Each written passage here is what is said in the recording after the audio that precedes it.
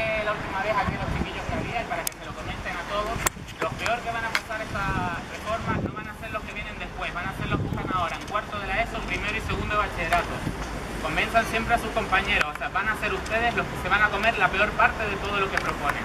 Van a ser los que si el día de mañana entran a la universidad tengan el estrés, los profesores les estén diciendo aprueben ya porque el que no apruebe va a tener que gastar otros tantos miles de euros, va a tener que pegarse otros tantos años más estudiando, al riesgo incluso de que no le convaliden más de la mitad de la asignatura y tengan que ver la tontería de volver a estudiar y aprobar lo que ya han estudiado y aprobado en su momento.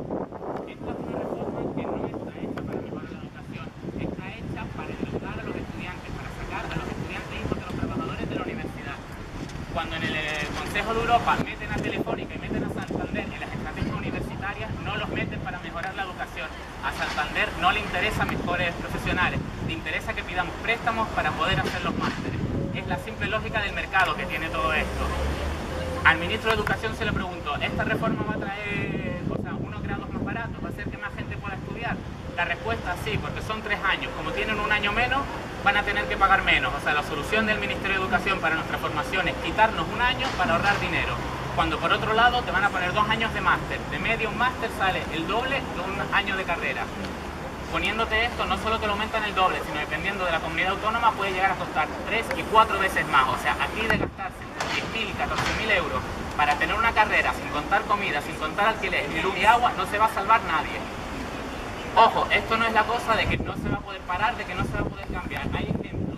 En Canadá, en Quebec, no sé si lo saben, hay una movilización estudiantil muy fuerte que llegó a parar toda una reforma que iba incluso más brutal que esta, que quería acabar con un sistema que era completamente gratuito y hacerlo de pago para todos. Que nadie piense que no es posible, porque sí se puede, porque lo hemos demostrado, porque ya hace 2 años querían empezar con una reforma y una subida de tasa brutal y la paramos en su momento. Y el objetivo con estas movilizaciones hoy en toda España es volverla a parar. Se le dio la amenaza al ministro, si no la cambiaba volvíamos a salir a la calle. Y ya se decidió que en marzo volveremos a salir a la calle. Así que todos que no piensen que no es posible, porque sí es posible y sí se puede.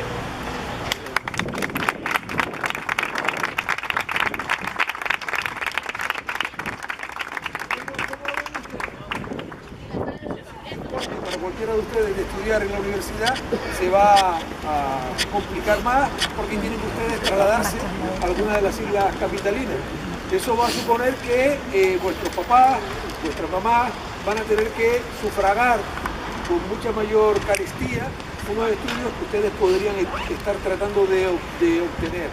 Como decía el compañero, el juego es básico, es simplemente privatizar un servicio, mercantilizar un servicio que debiera ser público y hacer que ustedes, como ha pasado en Estados Unidos, ustedes no, vuestras mamás, vuestros papás, se hipotequen con entidades bancarias, fundamentalmente el BBVA y el Banco de Santander, que son las entidades bancarias que están detrás de los consejos sociales de las universidades, diciéndoles cuál es la hoja de ruta que deben llevar las universidades y diciéndole a los gobernantes cómo deben de reformar la estructura universitaria para que ustedes efectivamente se endeuden de por vida, como pasa en Estados Unidos, para obtener un título universitario que habrá que ver si les va a servir para algo o no, que ese es otro cantar. Entonces hay una cuestión clara, son ustedes los que tienen que movilizarse. Aparte de las mamás y los papás, son ustedes los que tienen que movilizarse. Y en clase no se resuelve el problema. Cuando se convoca hay que salir a la calle, hay que comentar a los colegas que en la calle es donde tenemos que estar para tratar de evitar que nos quiten un derecho básico, cuál es el derecho a la formación. Entonces, intentar animar porque en marzo ya hay previsto, como decía el compañero, nuevas jornadas de movilización y, como también él decía, tanto en Canadá como en Chile llevan años movilizándose para frenar reformas que estaban tratando de evitar que ustedes, que el alumnado, en este caso los canadienses y los chilenos, pudieran continuar estudios, porque creo todos tenemos derecho a ir con la cabeza bien alta, bien formados. Y eso lo conseguimos si tenemos opciones de estudio. Si nos quitan esa posibilidad, nos vamos a quedar prácticamente paralizados. Así que sería conveniente que lo comentaran con los colegas, que lo hablaran en los institutos, que cogieran a los profes por la oreja y les dijeran vamos a hacer reuniones y asambleas y explíquennos qué carajo estamos haciendo y cuál es el futuro que nos espera. Ustedes son los que tienen que exigirlo. porque son ustedes los principales afectados, aparte de mamá y papá, que tendrán que sufragar, si pueden, los estudios que ustedes quieran hacer.